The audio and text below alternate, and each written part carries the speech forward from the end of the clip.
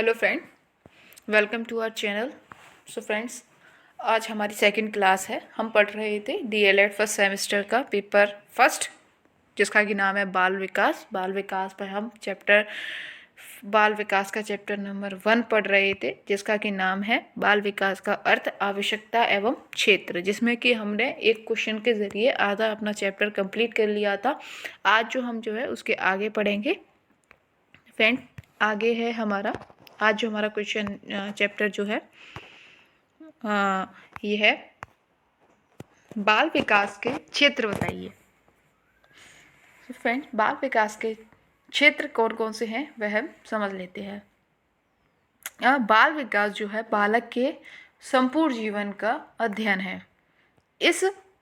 इसका विषय क्षेत्र जो है वह गर्भावस्था से लेकर युवावस्था तक की सभी अवस्थाओं के सभी पहलुओं का अध्ययन है। यानी कि जो बाल विकास का जो क्षेत्र है वह गर्भावस्था से लेकर के युवावस्था तक की जितनी भी अवस्थाएं हैं उन सभी अवस्थाओं के जितने भी सभी पहलुओं के बारे में हम बाल विकास के क्षेत्र के अंतर्गत हम उनका अध्ययन करते हैं।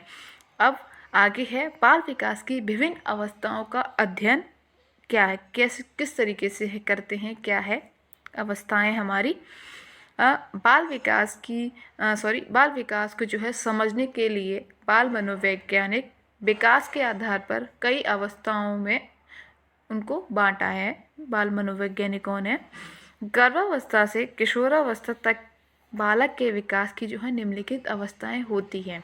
यानी कहने का मतलब ये है कि जो बाल विकास का जो क्षेत्र है वह जो है गर्भावस्था से लेकर युवा अवस्था तक के सभी पहलुओं के बारे में हम सभी अवस्थाओं के बारे में हम बाल विकास के अंतर्गत पढ़ते हैं।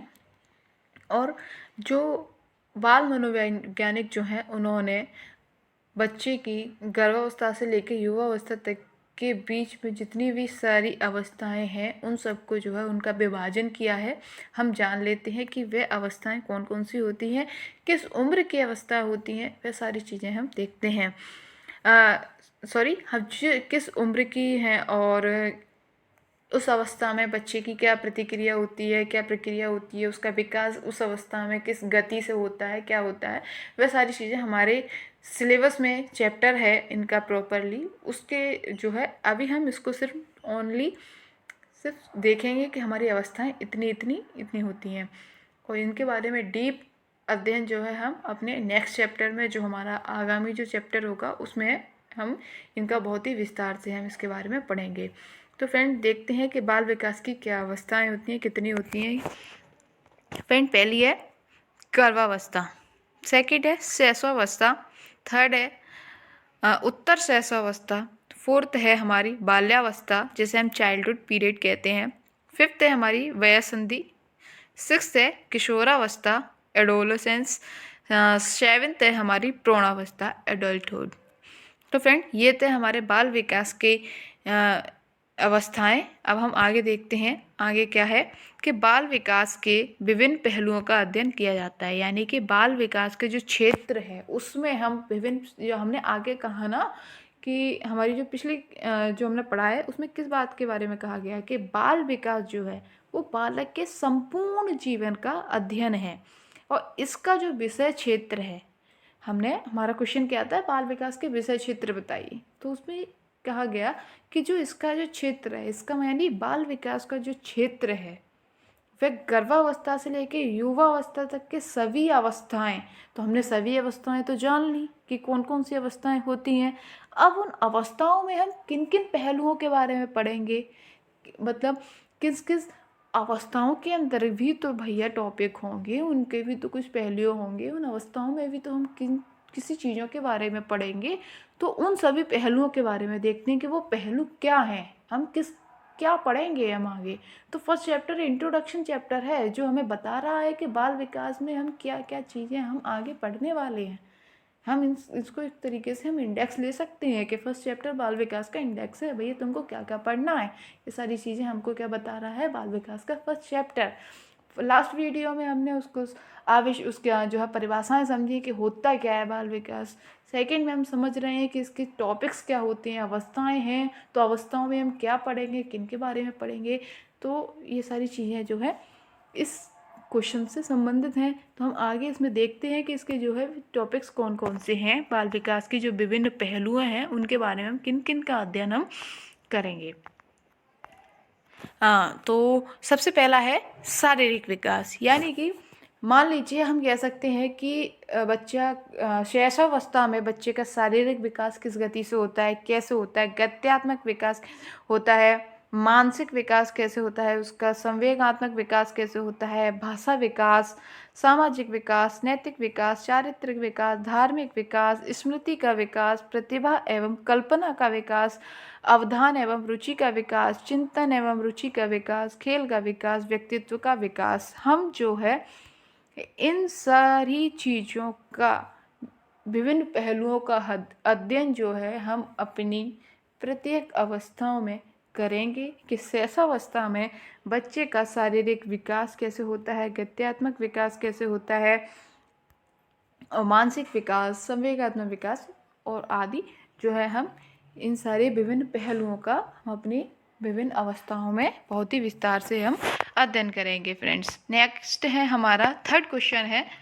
थर्ड क्वेश्चन है बाल विकास की आवश्यकता एवं महत्व पर प्रकाश डालिए।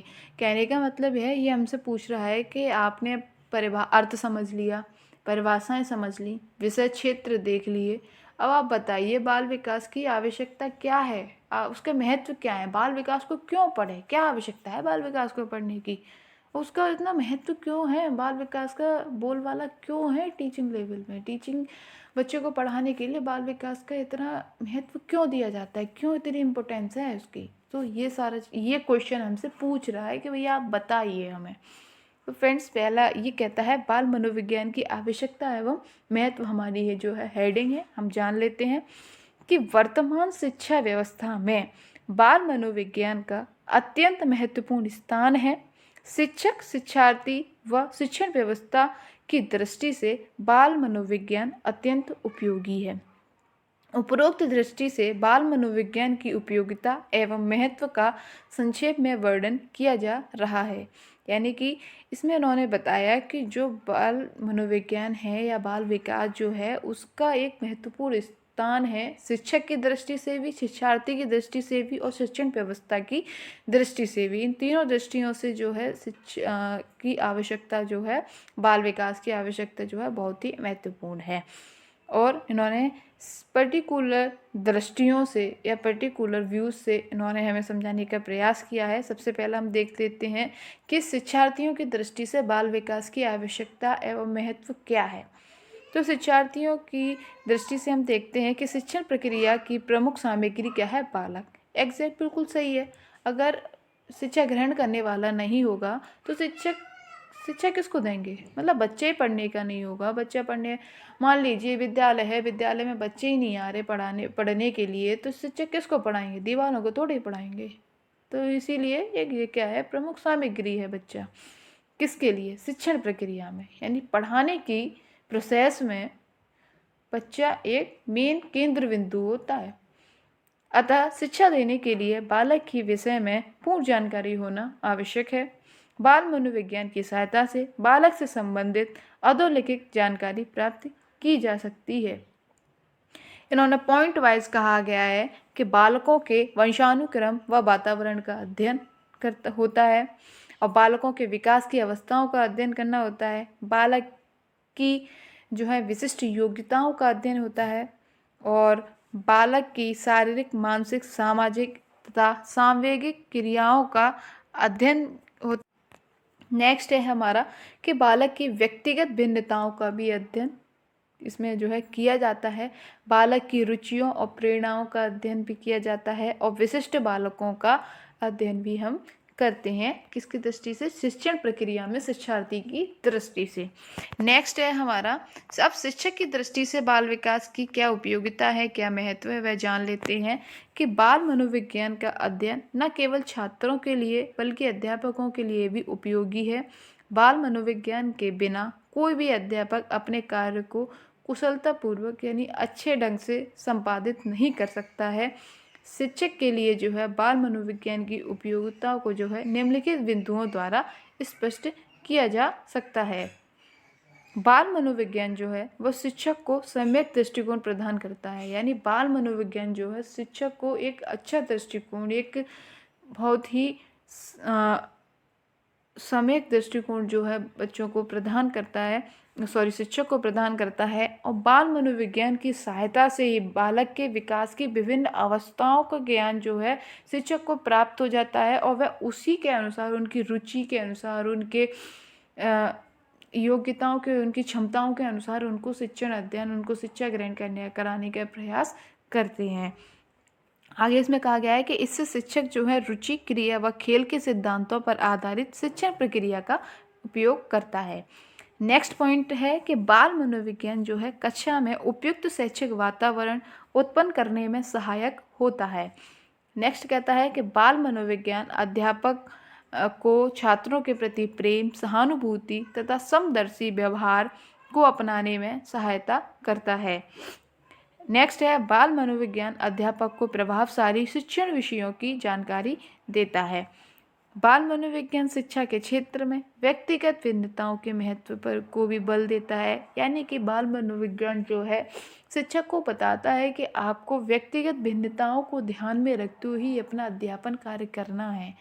आप ऐसा नहीं कर सकते हैं कि आप सभी को एक ही नज़रिए से देखें। एक नज़रिए से देखने का मतलब इन द सेंस मेरा ये है कि मान लीजिए कि कोई बच्चा है ए और एक बच्चा है बी। अगर ए बच्चा जो है बहुत ही कुशाग्र व्यक्ति का है, कुशाग्र प्रवृत्ति का है, बहुत कुशाग्र बुद्धि है उसकी, और बी जो है बहुत मंद बुद्धि का है, तो उनको शिक्षक को जो है वो एक की बुद्धि को ध्यान में रख के ये नहीं करना कि मतलब ए अगर बहुत ही तेज है, बहुत ही कुशाग्र बुद्धि का है, तो बी भी बहुत ही कुशाग्र बुद्धि का होगा। ऐसे ही उनको नहीं करना, उनको व्यक्तिगत भिन्नताओं को ध्यान में रख के अपना शिक्षण कार्य करना।